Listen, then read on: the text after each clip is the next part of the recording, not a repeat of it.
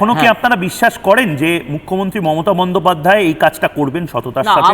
আমরা কিন্তু অনেক সরকার করবে, আমি বলছি আমরা কিন্তু অনেক বিশ্বাস করেই ছিলাম, এই সরকারকে বিশ্বাস করেছিলাম। আপনাদের বিশ্বাসটা কি দিয়ে বানানো, এটাই তো আমি অবাক হয়ে যাচ্ছি।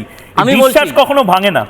কিন্তু উনি যখন 7 তারিখে আপনারা দেখেছিলেন ইন্দোর স্টেডিয়ামে, সেদিন থেকেই আমাদের বিশ্বাসটা ভেঙে গেছে।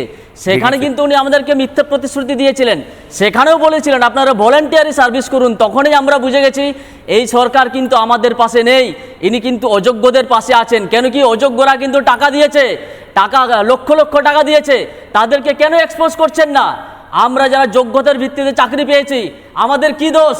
আপনি নিয়োগকর্তা, আপনি নিয়োগ করেছেন, আপনি কেন বলতে পারবেন না কারা অযোগ্য কারা যোগ্য?